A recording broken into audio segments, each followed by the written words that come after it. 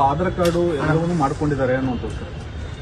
ಅದನ್ನೆಲ್ಲ ವೆರಿಫೈ ಮಾಡ್ತಾ ಇದ್ದೀವಿ. ಈಗಾಗಲೇ ನಾವು ಇಡೀ ರಾಜ್ಯದಲ್ಲಿ ಬಾಂಗ್ಲಾದೇಶಿಗರು ಎಷ್ಟು ಜನ ಇದ್ದಾರೆ ಅಂತೇಳಿ ಒಂದು ಸ್ಟ್ಯಾಟಿಸ್ಟಿಕ್ಸ್ ತೆಗಿಬೇಕು ಅಂತೇಳಿ ನಾನು ನಮ್ಮ ಇಲಾಖೆಯಲ್ಲಿ DG ಅವರಿಗೆ ಮತ್ತು ನಮ್ಮ ಕಮಿಷನರ್ ಬೆಂಗಳೂರಲ್ಲೆಲ್ಲ ಸೂಚನೆ ಕೊಟ್ಟಿದ್ದೇನೆ. ಅವರು ಆ ಕೆಲಸ ಮಾಡ್ತಿದ್ದಾರೆ. ಎಲ್ಲೆಲ್ಲಿ ಬಂದಿದ್ದಾರೆ ಅವರು ಕೆಲವರೆಲ್ಲ ಬೇರೆ ಬೇರೆ ID ಕಾರ್ಡ್ಗಳು ಮಾಡಿಸ್ಕೊಂಡಿದ್ದಾರೆ.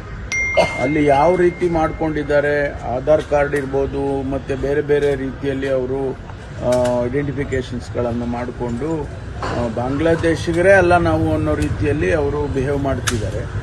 ಅದನ್ನು ನಾವು ಪರಿಶೀಲನೆ ಮಾಡಿ ಅವ್ರ ಮೇಲೆ ಏನು ಕ್ರಮ ತಗೋಬೇಕು ತಗೊಳ್ತೀವಿ. ಈಗಾಗಲೇ ಕೆಲವ್ರನ್ನ ಡಿಪೋರ್ಟ್ ಮಾಡಿದ್ದೇವೆ. ಅವ್ರನ್ನ ಈಗ ನೋಡಿ, ಅಲ್ಲಿ ಬಾಂಗ್ಲಾದೇಶದಿಂದ ಬಾರ್ಡರ್ನಲ್ಲಿ ಅವರು ಅಲ್ಲಿ ಬರ್ತಾರೆ, ಅಲ್ಲಿ ಹಣ ಕೊಟ್ಬಿಟ್ಟು ಒಳಗಡೆ ಬರ್ತಾರೆ ಅಂತ ಹೇಳ್ತಿದ್ದಾರೆ. ಕೇಂದ್ರ ಸರ್ಕಾರ ಬಾರ್ಡರ್ನ ನೋಡ್ಕೊಳ್ಳೋರು ಕೇಂದ್ರ ಸರ್ಕಾರ, ಬಾರ್ಡರ್ ಸೆಕ್ಯೂರಿಟಿ ಫೋರ್ಸ್ ಇರ್ಬೋದು ಅಥವಾ ಮಿಲಿಟರಿ ಇರ್ಬೋದು, ಅವರು ಅಲ್ಲಿ ನಿಲ್ಲಿಸಬೇಕು. ಅಲ್ಲಿ ಪೋರಸ್ ಆಗಿ ಅಲ್ಲಿ ಬಿಟ್ಬಿಟ್ಟು ಅವರು ದುಡ್ಡು ತೊಗೊಂಡು ಬಿಡ್ತಾರೋ ಹಾಗೆ ಬಿಡ್ತಾರೋ ಕದ್ದು ಬರ್ತಾರೋ ಗೊತ್ತಿಲ್ಲ ನಮಗೆ. ಆದರೆ ಬಂದ ಮೇಲೆ ಅವರು ಭಾಳ ಜನ ಬೆಂಗಳೂರಿಗೆ ಭಾಳ ಶಾಂತಿಯಿಂದ ಇದೆ ಬೆಂಗಳೂರು ಅಂತೇಳಿ ಇಲ್ಲಿ ಬಂದು ಸೆಟ್ಲ್ ಆಗಿಬಿಡ್ತಾರೆ. ಅದನ್ನು ನಾವು ಈಗ ಕಾಫಿ ತೋಟದಲ್ಲಿ ಸಕಲೇಶ್ವರದಲ್ಲಿ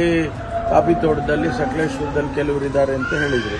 ಅದನ್ನು ಐಡೆಂಟಿಫೈ ಮಾಡಿ ಕೆಲವರನ್ನ ಡಿಪೋರ್ಟ್ ಮಾಡೋ ಕೆಲಸ ಮಾಡಿದ್ದೀವಿ. ಹಾಗೆ ಅವರು ಈ ಮೀನಿಯಲ್ ಜಾಬ್ಸ್ ಎಲ್ಲ ಸಣ್ಣ ಸಣ್ಣ ಕೆಲಸಗಳಿಗೆ ಎಲ್ಲ ಬಂದು ಸೇರ್ಕೊಂಡಿರ್ತಾರೆ.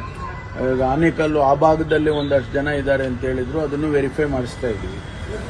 ಎಲ್ಲೆಲ್ಲಿ ಬಾಂಗ್ಲಾದೇಶಿಗರು ಇದ್ದಾರೆ